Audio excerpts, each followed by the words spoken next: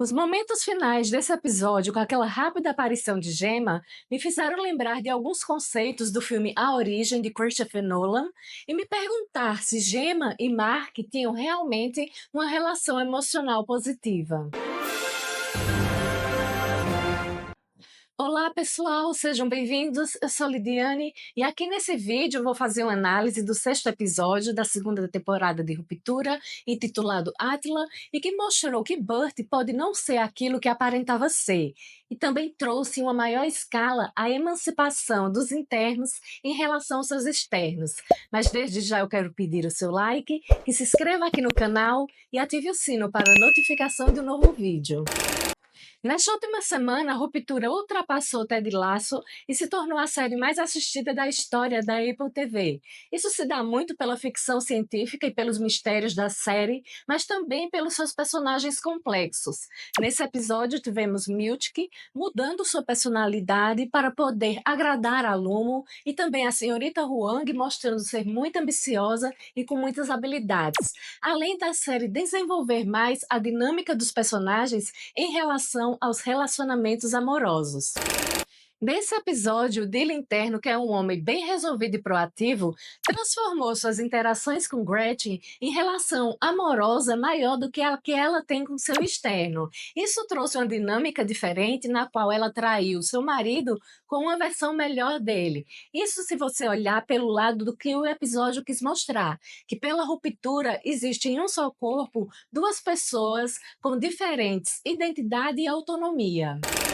E finalmente Halle soube tudo o que aconteceu durante o sequestro do seu corpo. E com isso também veio a revelação de que Mark teve uma relação íntima com Helena, achando que era ela, Halle, ali no retiro. E com isso ela precisou tirar um momento para si mesma e teve aquela cena no corredor que foi tão comentada nessa semana, quando foi usada como material promocional do episódio.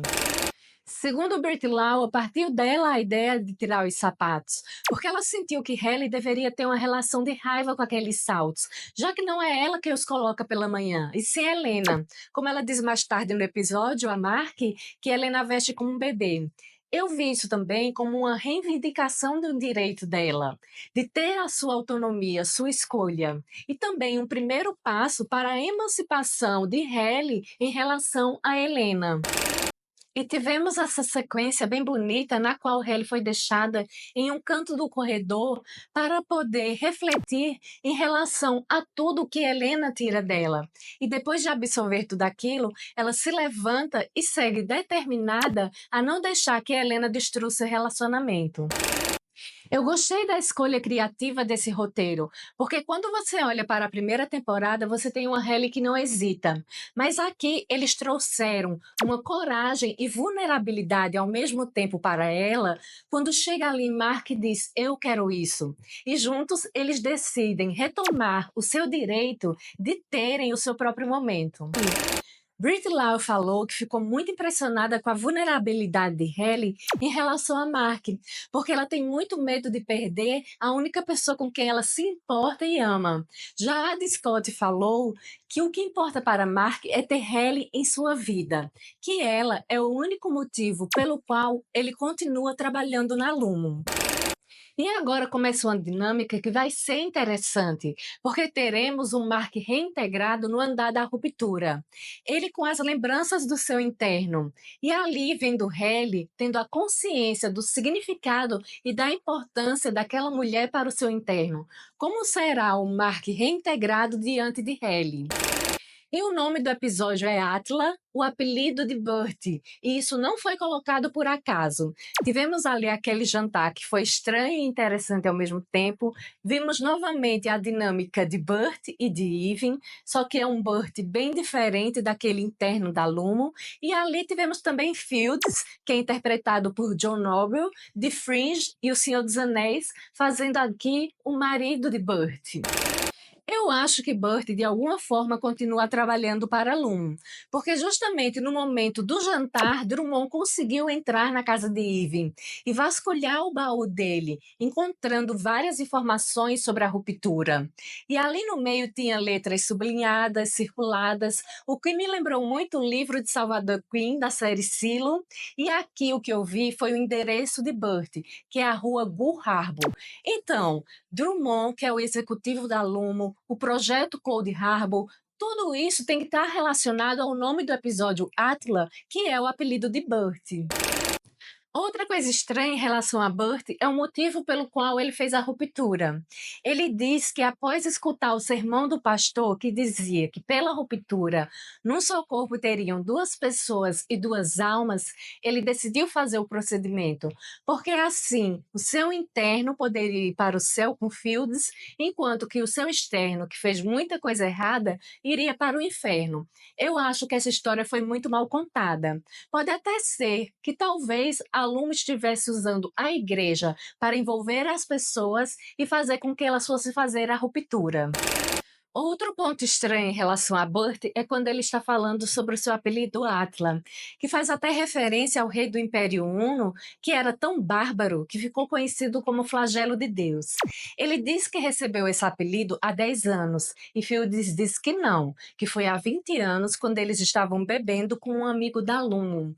Então, Irving diz que o primeiro escritório do Andar da Ruptura só foi aberto há 12 anos. É quando começa todo esse questionamento. Como pode, então, Burt, pelo menos 8 anos antes, já trabalhar na Lumo?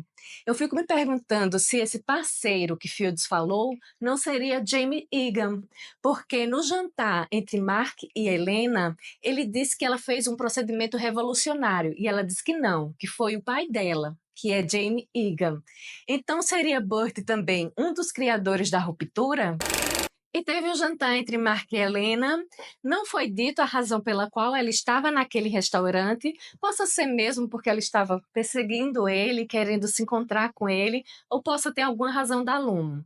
Só que Ben Stiller, que é produtor e diretor da série, apesar de não dirigir esse episódio, disse que o que ele queria nessa cena é que Mark e Helena fossem descobrindo um ao outro, que eles fossem tentando decifrar o que o outro queria dizer.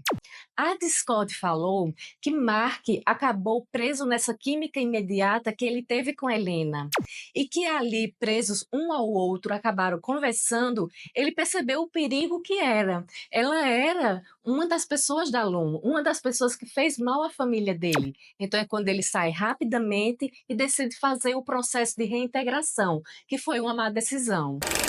Realmente, a Lumo fez muito mal a Mark e à família dele, mas, na minha opinião, naquele momento, Helena estava sendo simpática genuinamente com ele. Ela queria algum tipo de conexão com Mark.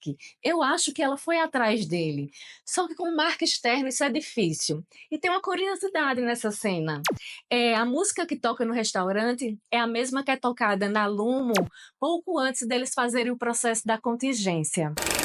Indo para o processo de reintegração de Mark, logo após Regab inundar o chip dele, a primeira lembrança que ele tem é de Halle ali no momento íntimo dela com Mark. Até alterna entre Sra. Case e Gemma, mas volta para Halle. Ou seja, a primeira lembrança da reintegração é uma lembrança de emoção positiva do Mark interno. Quando Devon chega, Mark começa a sentir as consequências da reintegração. Ele vai perdendo as habilidades motoras e tem essa lembrança rápida, uma imagem de Gemma alternada com uma da senhora Casey. Então é quando ele desmaia e ali ele pode ter tido só uma convulsão ou também um derrame. Eu associei duas coisas nesse episódio. Teve essa imagem rápida de Gemma antes de Mark desmaiar, mas no início do episódio ele fala sobre barganha, o que ele faria para poder ter Gemma de volta, que seria beber menos e a escutar mais. Isso tudo me fez pensar no filme A Origem, de Christopher Nolan. No filme, eles têm que implantar no subconsciente do personagem a ideia de que ele precisa destruir o império do pai. Só que o personagem de Leonardo DiCaprio, o Kobe, diz o seguinte, que eles não podem implantar uma ideia de emoção negativa, porque não vai dar certo. Eles têm que conseguir implantar uma ideia de emoção positiva. Só assim a ideia vai ficar no subconsciente e eles vão conseguir ter um sucesso. Trazendo os conceitos de emoção positiva e emoção negativa do filme A Origem aqui para a Ruptura, o Mark interno teve como última lembrança uma emoção positiva. Ele rele ali no seu momento íntimo na Lumo. Mas o Mark externo, antes de desmaiar, ele teve como última lembrança uma emoção negativa, a imagem de Gemma maltratada, que Gemma estava com expressão de tristeza. Então eu fico perguntando se o casamento de Mark e Gemma era esse conto de fadas que a série vendeu até agora. Se realmente eles tinham um relacionamento de emoção positiva. Será que Mark fez a ruptura para poder lidar com a morte de Gemma ou foi por culpa? Deixa sua opinião nos comentários, curta esse vídeo, se inscreve e continua acompanhando os nossos conteúdos.